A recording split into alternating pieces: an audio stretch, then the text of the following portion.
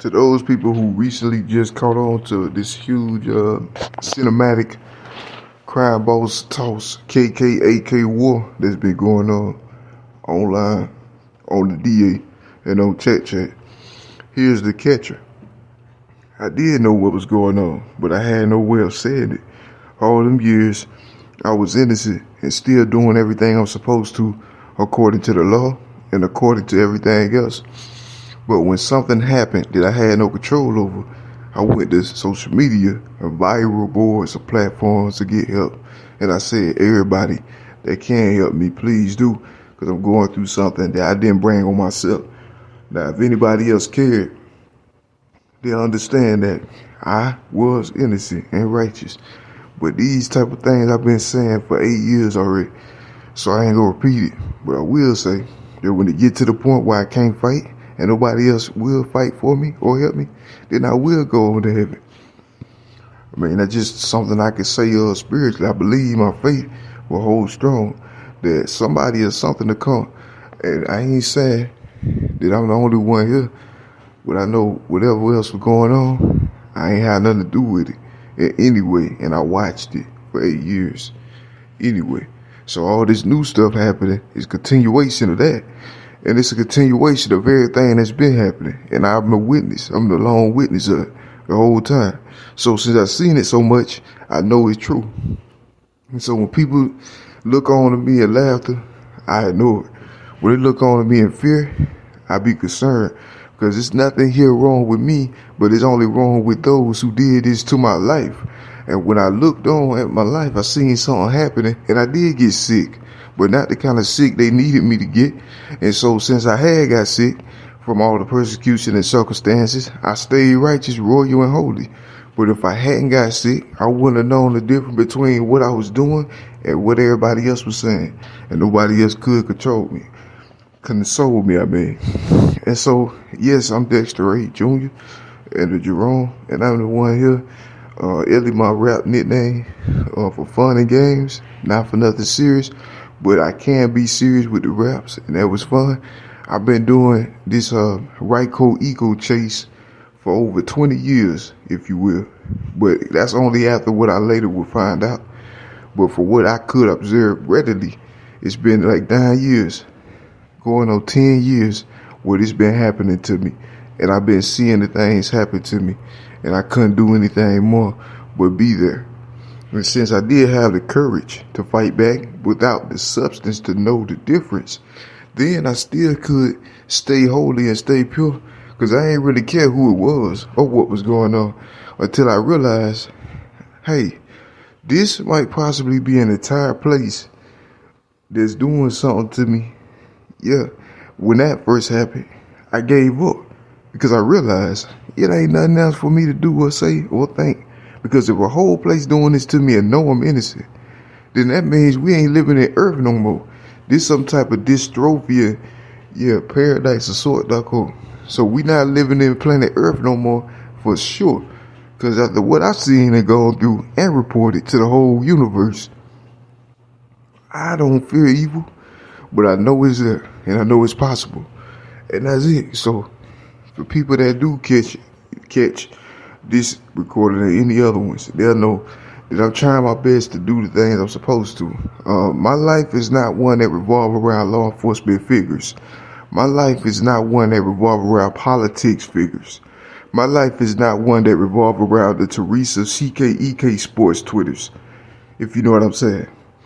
My life is not the one who revolves around these people, places, and things who made it their objective and goal to force themselves into my life illegally and ambiguously in a way that nobody else could say directly.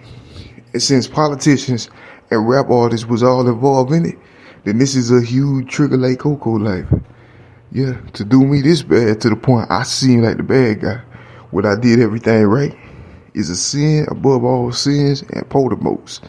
And that's it, because there ain't nothing else can be said. But when I see my homelessness and joblessness being questioned, understand I'm still in that same position I was in Willowbrook, Illinois. When I was up there in Illinois, I got stranded and homeless after I was surprised that politicians was snooping around in my backyard against my will and using something, illegally in order to do it. And when that happened, I lost it all. And that's my story. So when I became aware that something like this happened and it was possible, I gave up everything that I knew. And I told the world, hey, somebody come save me, because whatever this is not something an average person who is like me should be dealing with. So if somebody, what I know myself is going through this, then I know it's a problem somewhere, because I'm not eligible for the criteria to make the mistake. And I know it. So, like I say, homelessness, joblessness, structure. I've been talking about it for years. Somebody been trying to get me into these extremes, and it worked. But now I'm on my last beggar's ledge, and I've always been since 2017. Before I started driving trucks.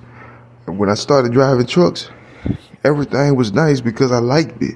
Not because they was gone. Whoever that was still there. But they wasn't there permanently. I never felt like they won over my life. I never felt like they were the ones who were dominant or superior, in spite of what they seen themselves as. And so since it's a crime that nobody has the honor or the victory over the righteous, and nobody has the honor or the victory over the Charlotte bred son nukes, if you will. So I never gave up hope. Yeah. And I never been attacked or confronted by officers, if you will. Like, I never been the type of person who would be in that predicament. But if they make it a name effort to say that this is something that happens to every person in America, then all of a sudden it's a new norm. Like when we had to wear the face mask because of the pandemic. Yeah, because of the pandemic. Yeah. When we had to wear the face mask, it's a new norm. So the same thing happening, except they're making new norms with me, and they're not saying it publicly to the world after it. And that's the main thing that keep taking place over and over, weekly, every time, and they never stop it because they're doing it without using Edelbrock Waco synopsis cards.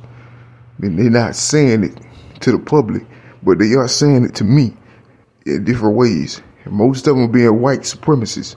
And I'm not the kind of person who cared a lot about race, but I must, because they made it their goal to destroy everything I touch and everything I love in the last couple months.